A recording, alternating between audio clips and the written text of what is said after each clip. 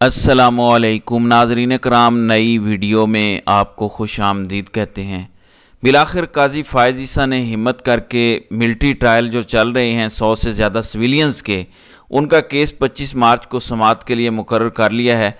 लेकिन बहुत बड़ी गेम डाली जा रही है। ये बहुत अहम केस है क्योंकि अगर इन लोगों के ट्रायल जायज़ करार दे दिए जाते हैं तो इनका इरादा ये है कि इन्हीं लोगों की टेस्टामनीज़ को यूज़ करके 27-28 लोगों की या उससे ज़्यादा लोगों की इमरान खान का फिर मिलिट्री कोर्ट में ट्रायल होगा तमाम केसेस में। इनका इरादा है, ये करते हैं या नहीं करते ये बात की बात है।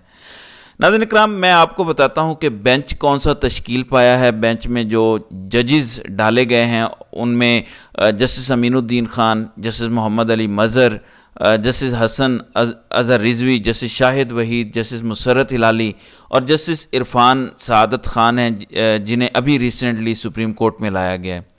इनकी सीनियरिटी भी समझ लें ताकि आपको पता चले और फिर काजी साहब गेम क्या डाल रहे हैं, मैं आपको वो भी समझाता हूँ। नाज़रीन इकराम, इस वक्त सुप्रीम कोर्ट में 14 जजेस हैं। टोटल 17 होने चाहिए लेकिन 3 आसामियाँ खाली हैं। 14 में से 5वें नंबर के जज जस्टिस अमीनुद्दीन खान इस बेंच की सरबराही कर रहे हैं। उनके साथ हैं 7 नंबर, 10 नंबर, 11 नंबर, 12 नंबर और 13 नंबर के जजेस। यानी जो जूनियर तरीन जजेस की लिस्ट थी 6 जजों की, वो दे दी गई है कि ये सुनेंगे अहम तरीन केस जो पाकिस्तान के आइन से रिलेटेड है कि क्या पाकिस्तानी आइन में ये इजाज़त हो सकती है कि कोई फ़ौजी, एक मेजर, एक कर्नल जज बन के बैठ जाए और सिविलियंस को सज़ा सुनाना शुरू कर दे।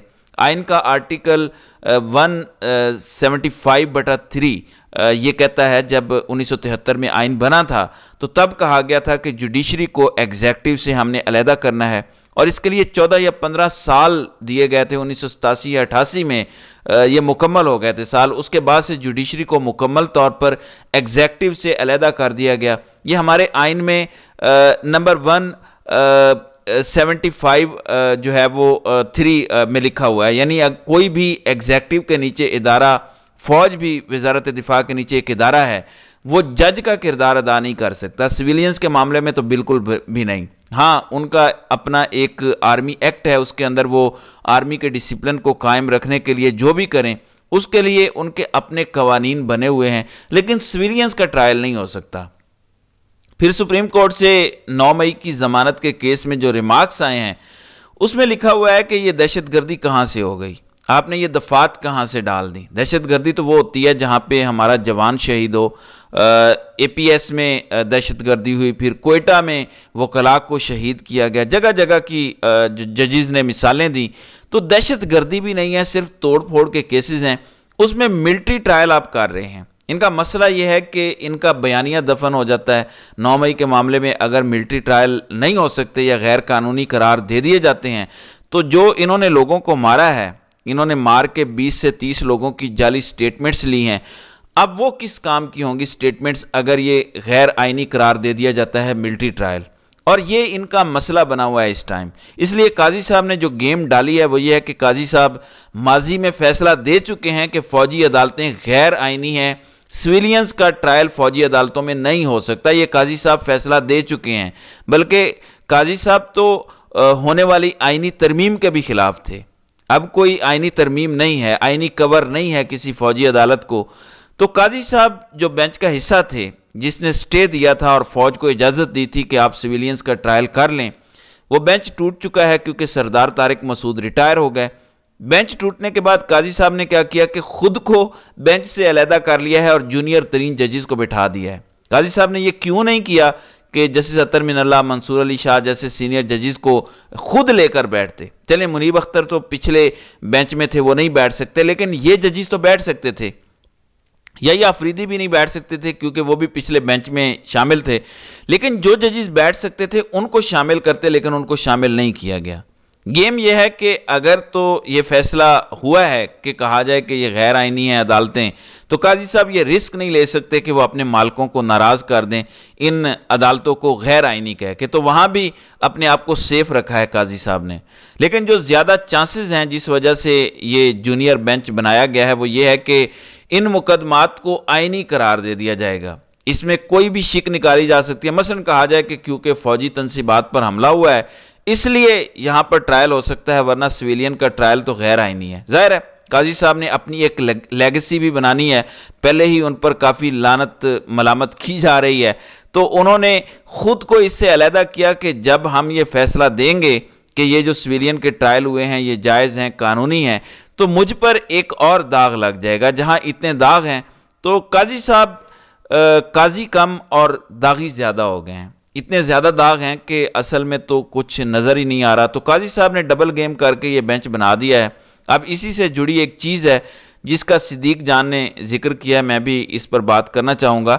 کچھ دن سے ناظرین کرام ہم مسلسل یہ بات کر رہے ہیں کہ کون لوگ ہیں تحریک انصاف میں جو عمران خان کو باہر نہیں آنے دینا چاہ رہے, کن کی دہاڑیاں لگی ہوئی ہیں, کون خوش ہیں کہ عمران خان جیل میں ہی رہے تو بہتر ہے. جبکہ دوسری طرف یہ بھی دیکھ لیں N154 وہ سیٹ بھی ریکاؤنٹنگ کر کے ڈبل ٹھپے لگا کے تحریک انصاف کے 14,000 ووٹ مسترد کر کے, جو بندہ 7,000 کی لیڈ سے جیتا تھا اس کو 6,000 کی لیڈ سے ہروایا گیا ہے. مسلسل ایک ایک کر کے تحریک انصاف کی جیتی ہوئی سیٹیں جن پہ وہ حلف بھی اٹھا چکے ہیں واپس لی جا رہی ہیں. یہ 15 سے 20 سیٹوں کی ابھی بات ہے, لیکن یہ بڑھ بھی سکتا ہے اگر ایسے ہی کرتے رہے تو. یہ تو ٹھپے لگا رہے ہیں مسلسل, یہ تو 20-20 ہزار ووٹ بھی آپ کے نکال دیں گے, ڈبل ٹھپے لگائیں گے, اور پھر آپ کو یہ اسمبلی میں مزید چھوٹا کرتے جائیں گے اور اپنی 2/3 اکثریت پوری کر لیں گے.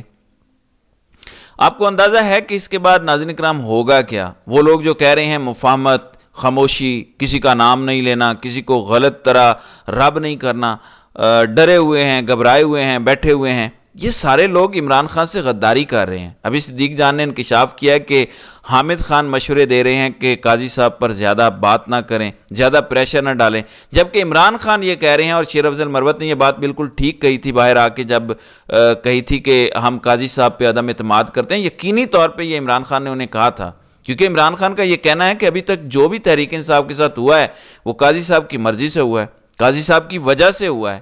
دیکھیں ملٹری اسٹیبلشمنٹ ہو یا چند افراد ہوں, وہ کچھ بھی کرنے کی کوشش کریں تو وہ عدالت تو نہیں ہے, کام تو وہ عدالت سے کروا رہے ہیں, ڈنڈا لے کے بے شک وہ کھڑے ہیں, کر کون رہا ہے؟ قاضی صاحب. بلے کا نشان کس نے لیا؟ قاضی صاحب نے. یہ جو مخصوص نشستوں کا معاملہ پھنسا ہوا ہے بلے کا نشان لینے کی وجہ سے, اس کا کون ذمہ دار ہے؟ قاضی صاحب. ROs کے انڈر الیکشن کس نے کروائے؟ قاضی صاحب نے. کیونکہ پبلک سرونٹ کو لگا دیا عدلیہ کی بجائے, تو سارے کام قاضی صاحب نے کیے ہیں. جب پشاور ہائی کورٹ نے فیصلہ دیا کہ آپ ایسے ہی بار بار کسی کو گرفتار نہیں کر سکتے, تو سردار طارق جو قاضی صاحب کے بالکل رائٹ ہینڈ مین تھے, انہوں نے فیصلہ دیا کہ نہیں, ہم نہیں ایسے روک سکتے گرفتار کرنے سے, پولیس جس کو چاہے گرفتار کر سکتی ہے. تو ہر جگہ پہ اس طرح کے فیصلے آئے. پشاور ہائی کورٹ کے فیصلے رد کیے گئے, لاہور ہائی کورٹ کے رد کیے گئے. جب قاضی صاحب اوپر بیٹھے ہوئے ہیں اور قاضی صاحب خود کمپرومائزڈ ہیں, خود لیٹے ہوئے ہیں, تو ظاہر ہے کہ نیچے تک عدلیہ میں ایک میسج آتا ہے. میں آپ کو آج یقین دلاتا ہوں, ایک تگڑا جج اوپر آ کے بیٹھ جائے اور وہ کہے کہ نہیں مانتا آپ کی بات, نیچے تک جوڈیشری میں طاقت آ جائے گی اور وہ تگڑے فیصلے کرنا شروع ہو جائیں گے. مسئلہ اب یہ ہے کہ نیچے سے کوئی تگڑا فیصلہ دے, اوپر سے آپ کی ہائی کورٹ یا سپریم کورٹ وہ اوور ٹرن کر دے, تو جج کی زندگی بھی خطرے میں, اس کی فیملی بھی خطرے میں, اس کی بیوی بھی خطرے میں, اس کی ماں بھی خطرے میں, بچے بھی خطرے میں. وہ کیوں اتنا بڑا رسک لے گا جب آپ نے اس کا فیصلہ بھی قائم نہیں رکھنا؟ اس لیے کوئی جج رسک نہیں لے رہا. جس وقت اوپر کوئی تگڑا جج آ کے بیٹھے, ایک دم آپ دیکھیں گے, میں آپ کو یقین دلاتا ہوں کہ اگر عامر فاروق سپریم کورٹ چلا جائے اور محسن اختر کیانی ہائی کورٹ کے چیف جسٹس بن جائیں, مجھے یقین ہے, ظاہر ہے میں غلط بھی ہو سکتا ہوں, میری بات یہ غلط بھی ہو سکتی ہے, ہمیشہ ہمیں انسانوں کا نہیں پتہ, لیکن اگر اسلام آباد ہائی کورٹ تگڑی ہو جائے اور اس کے نیچے عدالتیں تگڑی ہو جائیں, یہ میں آپ کو یقین سے کہتا ہوں, اتنا فرق پڑتا ہے کہ آپ کے اوپر جو آپ کا چیف جسٹس بیٹھا ہے وہ تگڑا ہے یا وہ کمپرومائزڈ ہے. عامر فاروق صاحب تو کمپرومائزڈ ہیں. ناظرین کرام, دوسری جانب یورپی یونین نے ہمارے الیکشن پر رپورٹ بنا لی ہے, لیکن یہ رپورٹ انہوں نے گورنمنٹ آف پاکستان کو دی ہے, اور جب تک گورنمنٹ آف پاکستان کی مرضی نہیں ہوگی یہ رپورٹ پبلک نہیں کی جائے گی. تو یورپی یونین نے کورا جواب دیا ہے تحریک انصاف کو کہ ہم رپورٹ پبلک نہیں کریں گے, یہ پبلک ہوئی تو آپ کی گورنمنٹ پبلک کرے گی.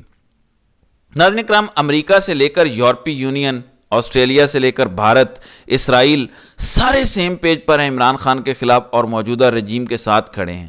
میں سمپل ایک سوال کرتا ہوں, آخر ایسا کیا بیچا ہے ہم نے کہ امریکہ، یورپ، اسرائیل، بھارت سب ہمارے اوپر مرے جا رہے ہیں، سب کہہ رہے ہیں جو ہو رہا ہے پاکستان میں ٹھیک ہو رہا ہے، سب ہمیں پروٹیکٹ کر رہے ہیں. آخر کیا کیا ہے ہم نے؟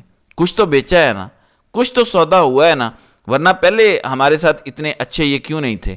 آپ مجھے بتائیں کبھی یورپی یونین اور امریکہ نے ایسے انسانی حقوق کی خلاف ورزی پہ خاموشی اختیار کی ہے؟ کبھی ایسا نہیں ہوا.